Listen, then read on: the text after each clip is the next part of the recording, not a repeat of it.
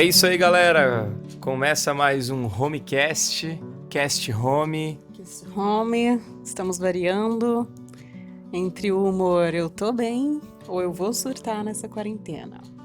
É isso aí, eu sou o Diego e essa daqui é a... Ju. Li. Ana. Juliana. Gostei não. Ficou legal, vai continuar e vai ficar com esse corta, vai continuar. A gente tem o objetivo de fazer esse podcast em 30 minutos, senão o Thiagão vai matar a gente. Então vamos aí. Estamos estudando o livro de Gálatas. Como já sabemos, passamos aí pelo primeiro capítulo. Uau, graças a Deus, acabou o primeiro capítulo. Ufa, estudamos, hein, galera? Não se esqueça que estamos usando dois livros, John Stott, que é a mensagem de Gálatas, e Gálatas para você. Gálatas for you, Tim Keller. Muito bem, Saulo, valeu pelas aulas de inglês. Gente, pode falar, amor. Tem que patronizar pra... Errou! Ixi, calma. Patrocinar. O Saulo, gente, professor de inglês, patrocínio do nosso Homecast. Patrocínio, Saulo, aulas de inglês. É isso aí, entre em contato com ele lá. É nóis, eu posso passar para você o WhatsApp dele. Gente, hoje nós vamos conversar sobre um tema que é...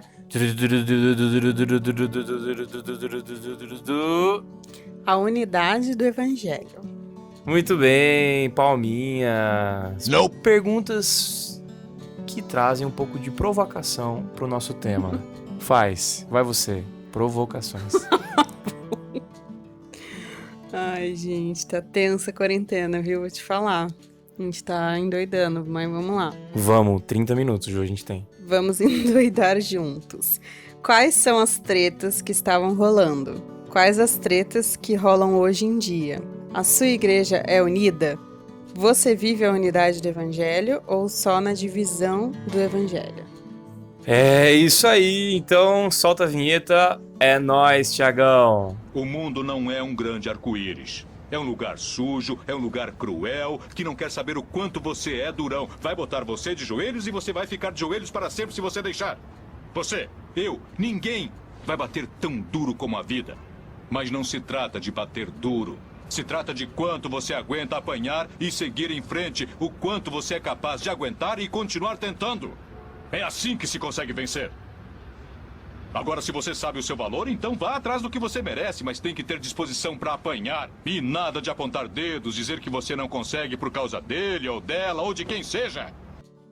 Voltamos e para começarmos, uma introdução rápida em 30 segundos. Eu vou conseguir. 30 segundos, Ju, conta aí. Vai. Contando.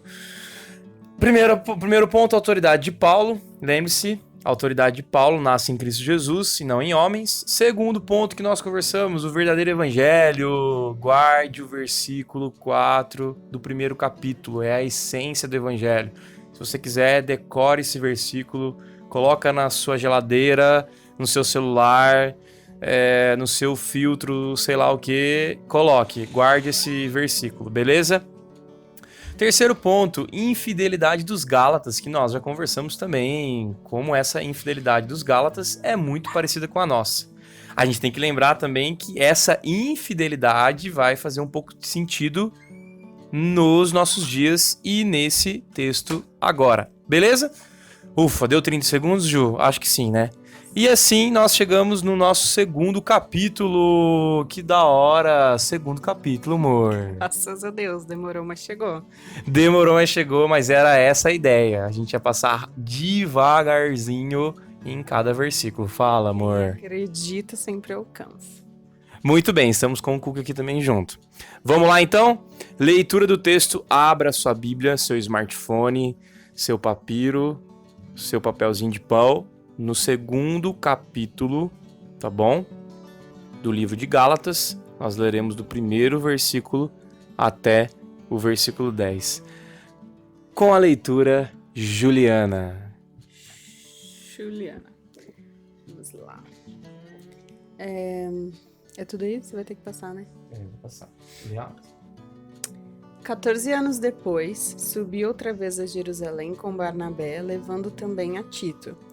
subi em obediência a uma revelação, e lhes expus o evangelho que prego entre os gentios, mas em particular aos que pareciam de maior influência, para de algum modo não correr ou ter corrido em vão. Contudo, nem mesmo Tito, que estava comigo, sendo grego, foi constrangido a circuncidar-se.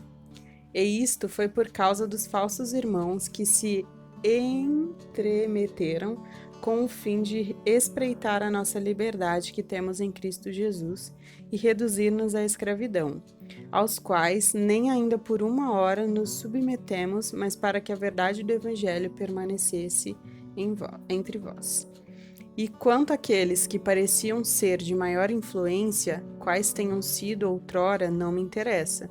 Deus não aceita a aparência do homem.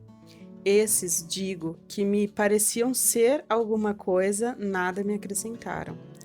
Antes, pelo contrário, quando viram que o evangelho da incircuncisão me fora confiado, como a Pedro o da circuncisão, pois aquele que operou eficazmente em Pedro para o apostolado da circuncisão, também operou eficazmente em mim para com os gentios.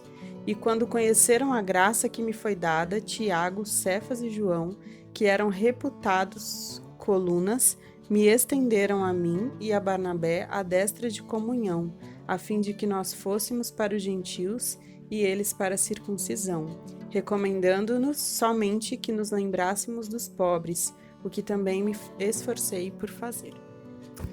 Valeu, gente. Hoje a gente pensou em fazer algo um pouco mais diferente e nós não vamos dividir em etapas, nós não vamos dividir em pontos. Hoje nós vamos conversar um pouquinho sobre essa história do que está acontecendo nesse capítulo 12 e vamos tirar alguns ensinamentos, algumas perguntas para a nossa vida. Então não tem muito algum ponto que você vai perceber, beleza? Primeiro, eu acho que uma contextualização é legal para a gente perceber aqui. Primeiro a gente pode ver que Paulo está em Jerusalém, certo? Ele demorou 14 anos para voltar após a sua conversão. Paulo, ele não chega sozinho, ele está com Barnabé e Tito. Isso a gente já percebe no primeiro versículo. Logo em seguida, ele vai dizer que ele foi por obediência a uma revelação e não para pedir permissão. Então lembre-se disso. Paulo está voltando para Jerusalém, que é o centro do cristianismo, mas não porque pediram ou mandaram para Paulo voltar, mas foi por uma revelação que a gente não sabe qual é. Terceiro, eu acho que um negócio legal de contextualização aqui é que tá rolando uma reuniãozinha com os apóstolos ali. Eu fico imaginando essa reuniãozinha bem intensa. Paulo tá reunido com a base da igreja, né? Ele vai conversar com Tiago, Cefas e João. Tiago, irmão de Jesus. É interessante a gente pensar também um pouquinho dentro dessa ideia de contextualização, é que Tito, ele é tido como um homem de experimento. Mais pra frente a gente vai falar sobre isso. Outra coisa legal aqui é que Paulo vai falar sobre falsos irmãos. Esses falsos irmãos nós já conversamos, que são os judeus, os cristãos que eram judaizantes ainda, impondo leis, impondo a ideia da circuncisão, colocando as suas leis como um evangelho mais santo, vamos dizer isso. E até a palavra falsos irmãos, em outras versões, é bem legal que traz a ideia de espiões. Então, eles são cristãos nominais apenas. Outro ponto é o ministério entre os gentios e Paulo, né? Paulo, ele continua esse ministério entre os gentios. E há também o ministério dos circuncidados, dos judeus, que é baseado na perspectiva de Pedro. João, Tiago e Cefas são os líderes que estão nessa reuniãozinha que está rolando ali em Jerusalém. Lembrando que Paulo demora 14 anos para voltar em Jerusalém, fica 15 dias e vaza já. É uma reunião rápida, não é um sínodo, lembre-se disso. Então, o resultado dessa reunião é que eles não acrescentam nada e ainda dão um cumprimento para Paulo, dão a destra e direita e tal, e beleza, e manda a bala, vai pregar, vai para os gentios mesmo, Paulo. Lembrança, acho que é legal também a gente perceber que no versículo 10 há um amarrado, e esse amarrado finaliza com lembrar, ajudar os pobres, o que Paulo já estava tirando de letra, o próprio texto diz. Beleza, então vamos para as perguntas. Hoje a gente vai para perguntas e extremamente aplicativas para o nosso coração. Após essa história meio conturbada, ainda numa pegada meio biográfica de Paulo, depois do que aquilo que a gente já conversou, aquele resumo de 30 segundos que eu fiz. Eu quero fazer algumas perguntas para você hoje, para você que está em casa aí, com seu cachorro, com seu papagaio, com a sua mãe, com seu irmão. Faz essas perguntas para eles. Reflete um pouquinho sobre aquilo que a gente vai fazer aqui, beleza? Primeira pergunta, Ju, que eu faço para você. Pensando nesse texto, pensando nesses pontos que eu acabei de argumentar. Você é uma pessoa que depende de aprovação de outros? Não é uma pergunta retórica? Não é retórica. Pode ser retórica para você, mas aqui vai ser um bate-bola rápido, onde eu vou fazer pra Ju e a Ju vai fazer pra mim. Um confessionário na casa. Confessionário total. Você é uma pessoa que depende de aprovação de outros? Eu já vou dizer que sim, muitas vezes. Você tá dizendo que eu dependo? Ou que Não, você eu já me respondi já, eu. Sim, né? Claro. Hoje, talvez, eu ligue um pouco menos do que antigamente, mas ainda assim. Você faz coisas para que os outros te aprovam? Coisas, tipo assim, você faz algo pra, tipo assim, cara, eu tô fazendo pra que tal pessoa, pra que tal, sei lá, líder me veja, pra que, sei lá, pra que minha mãe veja. Assim, o objetivo final é pra que as pessoas vejam.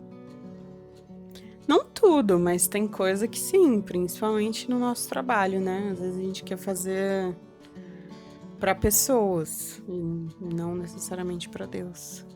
Então, por que eu tô perguntando isso? Porque a gente percebe que Paulo, como eu já disse, ele demora 14 anos para voltar a Jerusalém, então isso mostra que Paulo entendeu o evangelho na essência, no versículo 4 do primeiro capítulo, e ele vai com esse motor e vai embora. Ele não volta para Jerusalém para ter opiniões humanas. É interessante perceber isso, que Paulo, ele é o evangelho de Deus na terra. Ele está mostrando o evangelho de Jesus na terra. E essa antítese acontece no texto, né? O evangelho de Deus, o evangelho de Cristo e o evangelho dos homens, o outro evangelho. Por isso que eu faço essa pergunta para o seu coração. Será que você depende de aprovações de homens? Você imagina Paulo dependendo de aprovações? Ele vai, imagina comigo, ele tá indo para Jerusalém depois de 14 anos da sua conversão. Você imagina se ele parasse 14 anos da vida dele pra assim, cara, eu preciso da aprovação da galera que tá em Jerusalém, eu preciso de Cefas, de Tiago. Cara, que doideira. Não, ele não precisa de aprovações de pessoas. Ele tem a aprovação de Deus, ele tem a revelação de Deus.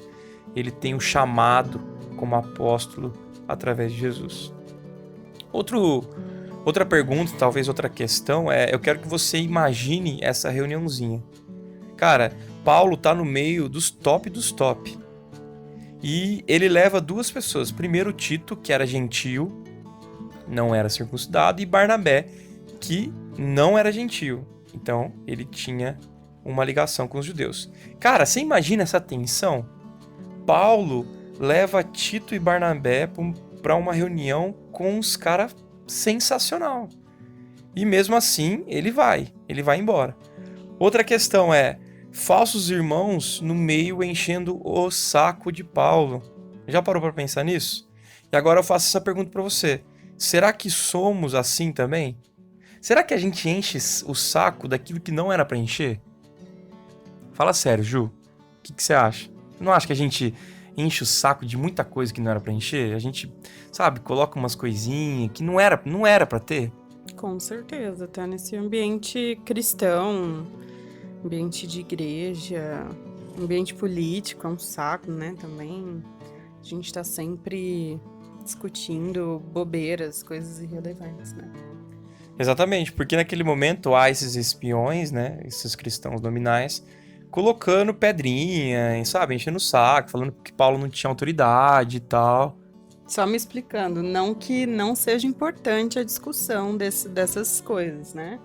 Mas algumas pautas dentro dessas questões que são irrelevantes. Não, exatamente. Mais pra frente a gente vai fazer uma pergunta que talvez vá dar uma amarrada nesse ponto. Outra pergunta pro seu coração. Você acha que há lugar para todos no Evangelho? Culturalmente falando? Vou dar uma funilada, Ju. O evangelho do africano é diferente do evangelho do brasileiro? Acredito que não. Gente, eu tô pegando ela de surpresa. Ela não viu essas perguntas antes. Não, acho que o evangelho, ele não é diferente. A essência do evangelho é a mesma. O que muda é a maneira como isso vai ser passado para a pessoa de acordo com a cultura dela. Como no caso mesmo africano, né? Exatamente. Paulo, nesse próprio texto, vai ser um grande exemplo, porque os caras estão falando assim, olha, Paulo, você, ministro dos gentios, Pedro, dos circuncidados. Então, assim, cara, às vezes a gente, sabe, limita muito, é o nosso evangelho, sabe, é a nossa igreja, é a nossa doutrina. Cara, sendo que não existe isso no início do cristianismo. Na igreja primitiva, com Paulo, você não vê isso. Você já viu? Cara, é muito doido isso. Você já viu cristianismos que a forma fala mais alto do que a essência? Eu acho que essa pergunta amarra aquela lá que a gente estava conversando antes. Você já percebeu alguns cristianismos e talvez algumas igrejas que a forma de se viver o evangelho fala muito mais alto do que a essência? Você já viveu assim? Essa é uma pergunta bem pessoal, sabe? Você já viveu dessa forma? Modelo de vida fala mais alto do que a essência de Jesus em nós?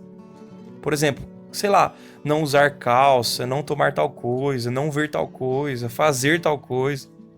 Sabe? Se tornar mais alto do que a essência? Já parou pra pensar nisso? Você que tá ouvindo a gente? Já. Você que tá ouvindo a gente, você também tá ouvindo a gente. Eu estou ouvindo você. Sim, já passei por isso, já vivi esse evangelho, em que a forma era mais importante. E acho que cai dentro daquilo que a gente falou no último podcast, né, sobre a religiosidade. Que Paulo também, né, vivia esse, não o evangelho, mas a religiosidade levava ele a fazer coisas. E eu acho que entra nesse sentido também. A gente toma essa forma como a nossa religião, né? E às vezes isso fica bem distante do que realmente é o evangelho, puro e simples. Uma vez eu ouvi... eu acho que essa frase é dele, do Ricardo Agreste, falando sobre forma e essência. E ele fala mais ou menos assim que a essência nós não mudamos. A essência é a essência de Paulo, que a gente está vendo nesse texto agora, e que vem ao longo da história até chegar nos nossos dias. Mas a forma, aí sim, ela é possível mudar. A gente está vivendo numa época em que a gente está mudando a forma. Faz quanto tempo que você não vai na igreja? Já para pensar nisso? Que você não se reúne presencialmente com cristãos? Mas, ao mesmo tempo, você está reunindo junto com uma galera através de podcasts, de vídeos, pregações, canções, sei lá, outros aplicativos que estreita a distância. Então, assim, a essência, ela é extremamente importante. Até os teólogos discutindo esse texto, eu estava dando uma lida, o próprio John Stott vai falar que há uma discussão aqui sobre esse momento, porque esse momento era primordial, porque poderia haver um racha ali. A galera de Jerusalém podia falar assim, Paulo, você está viajando.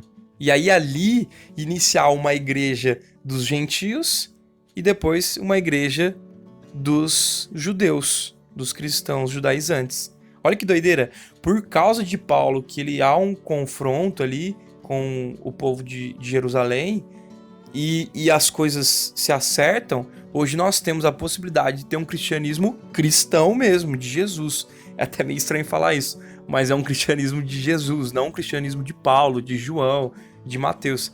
Isso é legal demais. Queria falar alguma coisa? Eu vi que você deu uma risadinha. Não. Ela tava vendo um vídeo no Insta. Não corta essa parte, Thiagão. Próxima pergunta. Não corta, Gente, Thiagão, não corta. Próxima pergunta. Mesmo tendo o evangelho de... Errou que atira a primeira pedra. Mesmo tendo... eu sei que todo mundo fica vendo o Instagram. Santinho. Para, Ju, para. Eu sei que todo mundo fica vendo... Olha a forma sendo mais importante que a essência aí, ó. Nossa, a Ju é muito sem vergonha. Gente, mesmo tendo o evangelho de Jesus. Aí você fez eu me perder. E não dever nada a homens, Paulo ainda se submete a líderes. Certo? A gente tá vendo aqui. Paulo vai para Jerusalém, se submete aos líderes de lá, troca uma ideia, dá uma resenhada lá com a galera. O Paulo, pipa voada, que a gente conversou semana passada. E a pergunta que fica é: Paulo se submete, mas e você? Como você se submete a líderes? Você é submisso? Ou ninguém te segura? Você é um touro que ninguém te segura, aonde você fala assim, cara, eu vou fazer desse jeito e vai ser feito dessa forma e eu não tô nem aí.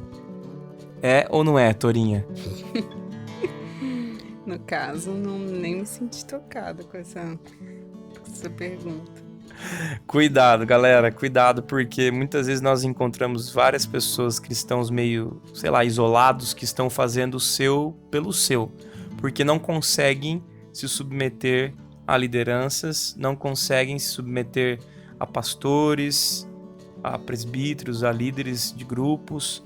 Galera, cuidado.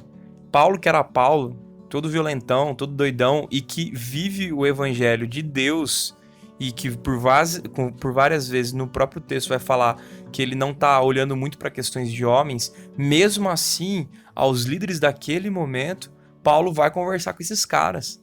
Então, dá uma baixada, baixa a bola, a gente precisa dar uma baixadinha de bola, dar uma segurada, porque nós temos pessoas que são chamadas para liderar o povo, pastores, sabe, presbíteros, seus pais, são chamados para liderar a sua vida espiritual, sua vida psicológica, sua vida sentimental. É da hora demais, cara, olhar para isso aqui e pensar, cara, Paulo é fera, é muito top. E no finzinho ali, né, outro ponto, né, que é ajudar o pobre. Nossa, agora vai dar uma pegada. Vai dar uma pegada porque talvez seja um pontinho que uma galera vá, talvez, parar de ouvir. Ajudar o pobre é coisinha de socialista? Socialista ou de cristão? Ju, ajudar o pobre é coisa de socialista, feminista, No caso, machista, no caso, você tá tentando imitar alguém ou comunista. O que vocês acham, galera? você achou que foi boa a sua imitação? Não. Então É se por explica. isso que eu estou fazendo que eu ainda não sou famoso, não tô lá na Jovem Pan, é lógico. Mas e aí, gente, pra vocês, ajudar ao pobre é coisa de socialista ou de cristão? O que você acha, Ju? O que aconteceu com o mundo que se eu dou uma esmola já tem 1000 pessoas matando? Eu acredito que é aquele povo chato mesmo, né? Que agora tudo é política, tudo a gente tá de um lado, se é direita, se é esquerda. Isso é meio chato, assim, ó. Eu acredito que Jesus, ele não tem partido político, né? E o que ele diz pra gente fazer, o que ele fez, né? Que a gente deve seguir o seu exemplo, além de qualquer política, né? Ele é o padrão perfeito e nenhuma visão política é perfeita. Então, acredito que precisamos desassociar isso e fazer o que Deus mandou, independente de rótulos de, sei lá, perspectiva do que a gente pensa, enfim. Especialista! Isso. É isso aí mesmo, galera. Para com esse negócio de ser chatão, Facebook, Instagram, não, que não pode, porque isso é como... Cara, esquece isso. Jesus vem para quebrar paradigmas, ele vem arrebentando tudo, ele vive com pobres, ele é pobre, ele se faz pobre. Cara, já parou pra pensar nisso? Que a encarnação de um Deus vivo é num pobre, é num carpinteiro, onde ele não tinha lugar para dormir, onde ele vivia com 12 caras que quando precisava comer, rolava um milagre, comia, dividia, andava na multidão, caminhava. Cara, esquece, não tem esse negócio de socialista.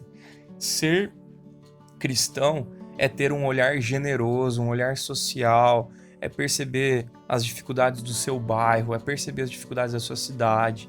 Cara, para com isso. Infelizmente, o homem criou esses istas que enche o saco e que muitas vezes, sabe, aprisiona o seu coração. E aí você não faz, porque eu não quero ser taxado como comunista ou socialista. Mas aí você também não faz nada. Aí você fica quietinho e fala assim, eu não... Não, cara, esquece isso aí. Faça o que Cristo fez.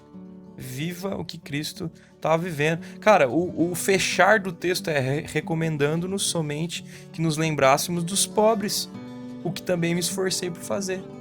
Cara, não tenta encaixar a perfeita vontade de Deus dentro de sistemas humanos. A gente precisa parar disso aí. É doido demais. A gente troca uma ideia depois sobre esse assunto, porque é um assunto muito polêmico. Se a gente parar aqui, vai dar muito mais que 30 minutos, né? Então, se a gente for parar a pensar, então, o resultado da reuniãozinha de Paulo com a galera foi top, né? Eles aceitaram Paulo, foi show de bola, né? Vai continuar indo o texto, a gente só tá indo até o versículo 10. E eles falavam, Paulão, dá uma dessa pra você, cumprimentamos, toca aí, hi-fi, vai embora. Hi-fi, não é? Wi-Fi? Como que fala? Hi-fi. Hi-fi? Hi. Como que é? High five. Five, então de high 5. five. Não fi. Hi-fi, eu falei rápido, eu acho. Você não Falei hi-fi? Hi-fi. Hi-fi. Hi-fi, rolou um high-five, ou rolou um hi-fi, e eles mandaram embora a galera, cada um pro seu lado, cada um pregando o seu evangelho. Top, né? Pergunta, você olha para os pobres? Cara, se você acha que isso é só de socialista comunista, sai desta. Esquece esse negócio aí, né? É muito doido. Beleza, essa lista que a gente acabou de fazer aqui juntos, essas perguntas, questões, e a lista que a gente conversou logo no início, cara, isso demonstra o único evangelho. É basicamente essa tensão que está acontecendo no texto. Um outro evangelho, não só no texto que a gente acabou de ler, mas no livro inteiro de Gálatas, é esse o ponto, esse único evangelho, o verdadeiro evangelho da liberdade, né? Viver como Paulo é viver como Cristo. É viver como o único evangelho. Não é o que nós achamos, mas sim o que Deus acha. Isso que é top demais. Não existe... Acho que é uma coisa legal pra gente pensar. Não existe evangelho paulino. Não existe evangelho joanino. Existe o evangelho de Jesus Cristo. Paulo tá mostrando isso. Cara, eu vivo o evangelho de Jesus Cristo. O evangelho puro e simples em Jesus. Top demais pensar nisso, né? E última perguntinha, pra gente dar uma amarrada aqui e pra gente já bater pro gol e fechar. Você acha que só sua igreja está certa? Ou que só os reformados vão para o céu? O que você acha? Pra gente fechar, última pergunta, olhando pra toda essa ideia que a gente acabou de conversar, sobre a ideia do único evangelho, dessa reuniãozinha massa de Paulo com os moleques lá e tal, você acha que só a sua igreja tá certa? Ou só os reformadores vão para o céu? E aí? Se você acha isso, querido, prepara a surpresa, que o tombo vai ser grande, como dizem. Que acho que muita gente que a gente acha que vai pro céu não vai, e muita gente que a gente não esperaria ver lá, vamos ver. E o que a gente tem que se ligar é se a gente vai estar lá, né? Isso é o mais importante. Galera, risadas à parte, mas se você acha isso, se você acha que só o seu cristianismo tá correto, tá certo, cara, sai fora dessa, volta lá no início do podcast, começa a ouvir de novo sobre o único evangelho de Paulo, que é nascido em Cristo, que não importa se ele é da África, se ele é da, sei lá, da Chechênia, Bruxelas, não sei. Cara, se esse cara ele é cristão verdadeiro, entende Cristo como único salvador, ele é seu irmão. Ele tá mais próximo do cara que pega o mesmo ônibus que você e que não é cristão. Sai fora dessa. Sai dessas chatices de gueto, de que nós estamos certos e que nós lutamos contra o inimigo. Cara, sai dessa. Não existe isso.